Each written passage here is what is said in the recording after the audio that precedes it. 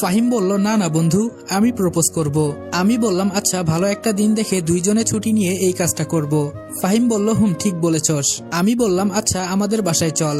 ফাহিম বলল, না রে বন্ধু, আরেকদিন। আমি বললাম, আগামীকাল আমার এইচএসসি এর রেজাল্ট দিবে, দোয়া করিস বন্ধু। ফাহিম বলল, অবশ্যই, তুই ভালো রেজাল্ট করবি দেখিস। আমি বললাম, তুই পড়াশোনা করিস না? ফাহিম বলল, আমি এবার এইচএসসি পরীক্ষা দিব। আমি বললাম, তাহলে মনোযোগ দিয়ে পড়িস না কেন? ফাহিম বলল, যা পড়ি তাতেই চলবে। আমি বললাম, চললেই ভালো। ফাহিম বলল, আচ্ছা বন্ধু যাই। আমি বললাম, যা। আমি বাড়ির দিকে রওনা হলাম। অপরদিকে তিশা বলল, মারিয়া, এই মারিয়া। মারিয়া হলো তিশার পার্সোনাল সেক্রেটারি। মারিয়া বলল, জি ম্যাম বলেন। তিশা বলল, আমার জন্য যে একটা গোয়েন্দা বের করতে বলেছিলাম তার কি কোনো খোঁজ পেলে? আসলে তিশার অনেক শত্রু, তাই সে গোপনে সবার খোঁজ খবর রাখার জন্য গোয়েন্দা নিয়োগ করবে। মারিয়া বলল, সরি ম্যাম, তেমন কাউকে পাই নাই, অনেক খুঁজেছি, সবাই পরীক্ষায় ফেল করে। তিশা বলল, বুঝেছি, তোমাদের দ্বারা কিছুই হবে না, যাও আমার সামনে থেকে। একটা গোয়েন্দা খুঁজে বের করতে পারছো না। মারিয়া বলল, সরি ম্যাম, তবে খুব তাড়াতাড়ি পেয়ে যাব। তিশা বলল, তাড়াতাড়ি খুঁজে বের করো, এমনি আমার শত্রু অনেক বেড়ে যাচ্ছে। মারিয়া বের হতেই তিশা বসে বসে চিন্তা করছে, কি করা যায়। জরুরি আমার একটা গোয়েন্দা লাগবে। আজকে যে অনুষ্ঠানে গিয়েছিলাম ওইখানে একটা ছেলে ছিল যে সবসময় ফোন টিপতেছিল, কিন্তু আমার দিকে ভুলেও একটুও তাকায় নাই। এই বিষয়টা আমার হালকা নজরে পড়েছে, যে আমাকে দেখার জন্য মানুষ লাইন ধরে দাঁড়িয়ে থাকে, কিন্তু ওই ছেলেটা আমার দিকে তাকায় নাই। এটা কোন কারণে বুঝতে পারতেছি না। এক কাজ করলে কেমন হয়, ওকেই না হয় গোয়েন্দা দিয়ে দেখি। ছেলেটাকে কেমন জানি রহস্যময় লাগছে। তিশা তাড়াতাড়ি করে মারিয়াকে ডাক দেয়। মারিয়া দৌড়ে এসে বলে, জি ম্যাম, কি হয়েছে? তিশা বলল, আমরা আজকে যে অনুষ্ঠানে গিয়েছিলাম সেখানে আমাদের সামনে একটা ছেলে বসেছিল।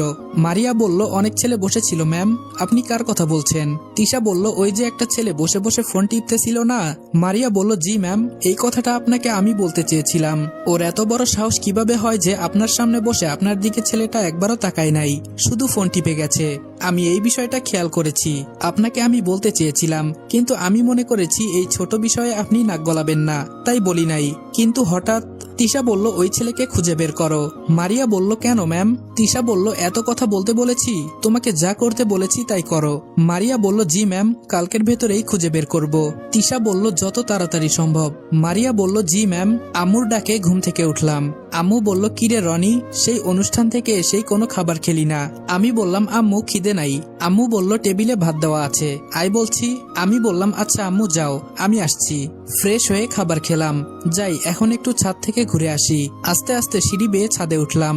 ওয়াও, ছাদের পরিবেশটা তো আসলে অনেক সুন্দর। এক সাইড দিয়ে ফুলের বাগান, আর হাওয়াটা তো দারুণ লাগছে। প্রতিদিন এখানে আসতে হবে, মাগার সময়ই তো নাই। মিতু বলল, কি করেন স্যার? আমি বললাম, ওহ মিতু। মিতু আমার পাশে দাঁড়িয়ে বলল, জি স্যার।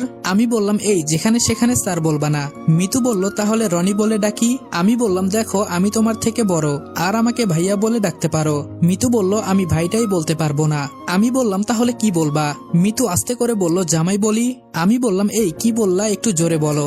মিতু বলল, রনি যা বলবো। আমি বললাম, ও এটা আবার কি নাম?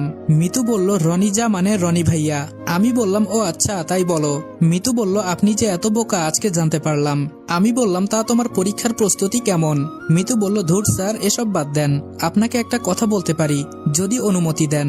আমি বললাম, বলো, কি বলবা? মিতু বলল, মাইন্ড করতে পারবেন না কিন্তু। আমি বললাম, আচ্ছা বলো, আমি কোনো মাইন্ড করব না। মিতু বলল, আপনার কি গার্লফ্রেন্ড আছে স্যার? আমি বললাম, তুমি এসব জেনে কি করবা? মিতু বলল, আমি না আপনার স্টুডেন্ট, আপনার সম্পর্কে আমি কি কিছু জানতে পারি না?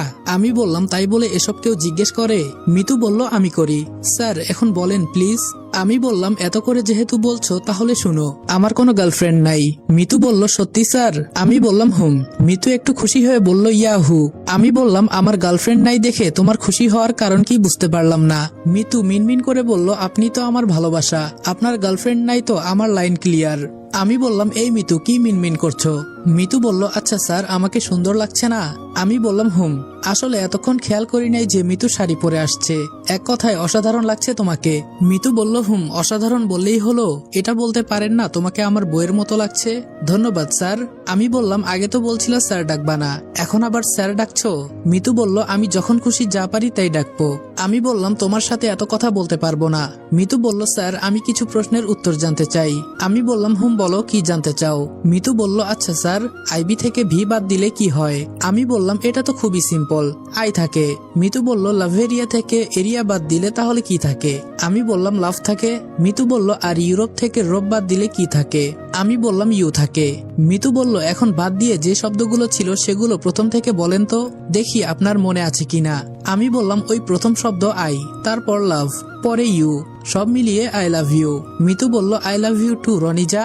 আমি বললাম এই কি সব উল্টাপাল্টা প্রশ্ন করো, আবার বলো আই লাভ ইউ টু, এসবের মানে কি? তুমি এখনো পিচ্চি মেয়ে, এখনো মুখ টিপ দিলে দুধ পড়বে। সে আসছে উল্টাপাল্টা কথা বলতে। মিতু বলল দেখেন স্যার আমি একদম পিচ্চি না। আমি বললাম পিচ্চি বলে আবার পিচ্চি না, এখনো তো দুধের দাঁত পড়ে নাই। মিতু বলল দেখেন তো পড়েছে কি পড়ে নাই।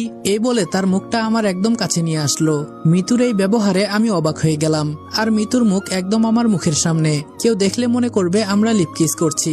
ফারজানা বলল কি করিস আপু তোরা? ফারজানার কথা শুনে মিতু আমার কাছ থেকে দূরে সরে গেল। মিতু বলল আসলে আমার চোখে কি জানি পড়েছিল, এইটা স্যারকে দেখাইতেছিলাম। আমি মনে মনে বললাম কি ব্যাপার, মিথ্যা বললো কেন? আর মিতুর ব্যবহার তো আমি কিছুই বুঝতে পারছি না। মিতু আমার কাছে কি চায়? ধুর, এসব চিন্তা করে আমার লাভ নাই। আমি যাই, তোমরা দুই বোন মিলে কথা বলো। ফারজানা বলল স্যার আপনি একটু থাকেন, আমরা একটু আড্ডা দেই। আমি বললাম না আমার কাজ আছে, এই বলে নিচে চলে গেলাম। ফারজানা বলল আপু মিথ্যা বলবি না, তুই স্যারের সাথে কি করছিলি? মিতু বলল তোরে মিথ্যা বলবো কেন, সত্যি আমার চোখে কি জানি পড়েছিল। ফারজানা বলল চোখে কিছু পড়লে চোখ লাল থাকবে, কিন্তু তোর চোখ তো কিছুই হয় নাই। মিতু মনে মনে বলল এই রে ধরা খেয়ে গেলাম। আরে না, হয়েছে কি? ফারজানা বলল দেখ আপু সত্যি কথা বল, আমি মিথ্যে একদমই পছন্দ করি না। মিতু বলল আমি না স্যারকে ভালোবেসে ফেলেছি। ফারজানা বলল কি বলিস, তোর মাথা খারাপ হয়ে গেছে? মিতু বলল সত্যি আমি স্যারের প্রেমে পড়েছি। ফারজানা বলল কিন্তু ভাইয়া মেনে নিবে তোকে? মিতু বলল এই জন্যই তো এত কিছু করছি। ফারজানা বলল দুলাভাই খুব কিউট আছে। মিতু বলল আচ্ছা নিচে চল, অনেকক্ষণ এখানে দাঁড়িয়ে আছি, এখানে থাকতে আর ভালো লাগছে না। ফারজানা বলল আমি থাকলে ভালো লাগবে কিভাবে? স্যার থাকলে ঠিকই ভালো লাগতো। আম্মু বলল রনি, এই রনি। আমি বললাম আম্মু এত ডাকছো কেন? আম্মু বলল তোর রেজাল্টের খবর কি? আমি বললাম কালকে দিবে। আম্মু বলল রেজাল্ট পাওয়ার পর কোথায় ভর্তি হবি? আমি বললাম আম্মু একটু চিন্তা ভাবনা করে দেখি। রাতে মিতুদের পড়াতে চলে গেলাম, প্রতিদিনের মতো পড়াচ্ছি। মিতু আজকে আমার সামনে বসেছে আর ফারজানা সাইটে। হঠাৎ আমার পায়ে কে জানি পা দিয়ে ঘষতেছে। আমি ফারজানার দিকে তাকিয়ে দেখি মনোযোগ দিয়ে পড়ছে, মিতুও মনোযোগ সহকারে পড়ছে, তাদের এসবের কোনো খেয়াল নাই। কিন্তু আমার পা ঘষছে কে? এখন আমার ভীষণ রাগ হচ্ছে। ঘষতে ঘষতে একেবারে আমার প্যান্টের ভেতরে পা নিয়ে যাচ্ছে। রাগে আমার মুখ লাল হয়ে যাচ্ছে। এত বড় সাহস কার হলো? নিচেও আবার তাকাতে পারছি না। আমি বললাম এই তোমরা দুই বোন বলো তো, একটা মানুষের শরীরে পা কয়টা? রাগের মাথায় কথাটা বললাম। এইটা বলতেই পাটাকে সরিয়ে ফেললো। ফারজানা বলল হঠাৎ এই প্রশ্ন করছেন কেন স্যার? আমি বললাম যা বলতে বলেছি তাই বলো। মিতু বলল কেন স্যার, একটা মানুষের শরীরে তো দুইটা পা থাকে। আমি বললাম আর দুইটা মানুষের শরীরে মোট কয়টা পা থাকে? মিতু বলল 4টা পা। আমি বললাম মনে করো একটা পা আমি কেটে ফেলেছি, তাহলে এখন কয়টা পা থাকবে? ফারজানা বলল স্যার 2টা পা থেকে একটা পা কেটে ফেললে একটা পা থাকবে, তাই না আপু? মিতু বলল ইয়ে মানে স্যার। আমি বললাম এখন মনোযোগ দিয়ে পড়ো, এসব যাতে আর না হয়। মিতু বলল স্যার আমি একটু আসতেছি। আমি বললাম কোথায় যাবা পড়া রেখে? মিতু বলল স্যার ভেতর থেকে যাবো আর আসবো। আমি বললাম আচ্ছা যাও। একটু পর মিতু হাতে করে কি জানি নিয়ে আসলো। মিতু বলল স্যার নেন, এইটা আপনার জন্য আমি রান্না করেছি। আমি বললাম কি রান্না করেছো? মিতু বলল স্যার নুডলস। আমি বললাম খেতে পারবো তো? মিতু বলল স্যার আপনি কি মনে করেছেন আমি রান্না করতে পারি না? আমি বললাম আচ্ছা বাদ দাও, তোমরা খাবা না? ফারজানা বলল আমরা অনেক আগেই খাইছি স্যার, এখন আপনি খান। আমি খেয়ে বুঝতে পারলাম অনেক ভালো হয়েছে। মিতু বলল ভালো হয়েছে স্যার?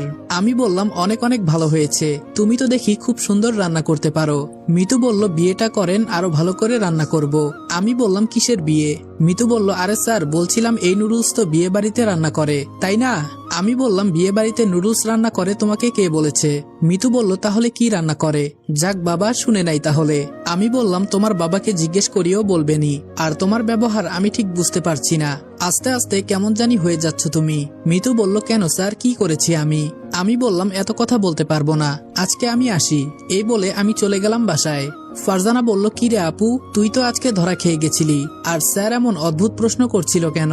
মিতু বলল আমি পা দিয়ে ঘষছিলাম। ফারজানা বলল ওহ এজন্যই, তোর কি এটা করা ঠিক? মিতু বলল কি ঠিক কি না ঠিক এটা তোকে বলতে হবে না। ফারজানা বলল তাহলে প্রপোজ করে দে। মিতু বলল পরীক্ষার পর, না হলে পড়াতে আসবে না। সকালে ঘুম থেকে উঠে ফ্রেশ হয়ে খাওয়া দাওয়া করে দোকানে চলে গেলাম। ফাহিম বলল, কি খবর রনি? আমি বললাম, এই তো ঠেলাগাড়ির মতো। তোর? ফাহিম বলল, ভালো। আমি বললাম, আজকে না আমাদের বেতন দেওয়ার কথা ছিল, কিন্তু মালিক কই আজকে? ফাহিম বলল, আজকে আসবে না, কোথায় জানি গেছেন উনি। আমি বললাম, তাহলে আজকে দুইজনই থাকতে হবে। ফাহিম বলল, হুম। আমি বললাম, ফাহিম, আমার মাথায় একটা বুদ্ধি আইছে। ফাহিম বলল, কি বুদ্ধি? আমি বললাম, তোর গার্লফ্রেন্ডের ফেসবুক আইডি সার্চ দে, তাহলেই তো হয়ে যায়। ফাহিম বলল, পৃথিবীতে সাদিয়া নামের কত আইডি আছে তার কোনো ঠিক নাই, পরে দেখা যাবে এক সাদিয়াকে রেখে আরেক সাদিয়ার সাথে প্রেম করছি।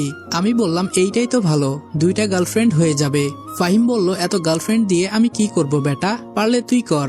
আমি বললাম, না ভাই, দরকার নাই, কথা বলি আর সদাই বিক্রি করি। দেখতে দেখতে 12টা বেজে গেল। ফাহিম বলল, কি রে রনি, 12টা তো বেজে গেল, তোর রেজাল্টের খবর কি? আমি বললাম, দাঁড়া দেখতেছি, বলে ফোন দিয়ে সার্চ দিলাম, দেখি আলহামদুলিল্লাহ পাশ করেছি। ফাহিম বলল, কি খুশি মনে হচ্ছে? আমি বললাম, হুম অবশ্যই অনেক খুশি। আমি বললাম, হুম অবশ্যই অনেক খুশি, জিপিএ 5 পাইছি। ফাহিম বলল, তাহলে তো খুব ভালো, মিষ্টি খাওয়া। আমি বললাম, বেঁচে থাকলে খাওয়াবো নে। ফাহিম বলল, বাড়িতে যাবি না? আমি বললাম, না রে, আজকে এমনিই মালিক আসে নাই, তোরে একা রেখে কিভাবে যাই বল। ফাহিম বলল, যা, সমস্যা নেই, আমি একাই পারবো। আমি বললাম, আরে থাক, তোরে কষ্ট দিয়ে লাভ নেই। এই বলে কাজ করতে লাগলাম। বিকাল 4টা বেজে 15 মিনিট হয়ে গেল। হঠাৎ 2টা পুলিশের গাড়ি আর মাঝখানে একটা মাইক্রো। পুলিশগুলি গাড়ি থেকে নেমে মাইক্রোর দরজা খুলে দিল। ফাহিম বলল, রনি, এটা সেদিনের মেয়েটা না?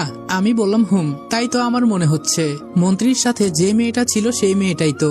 ফাহিম বলল, হুম, এই সেই মেয়ে যে মন্ত্রীর সাথে ছিল।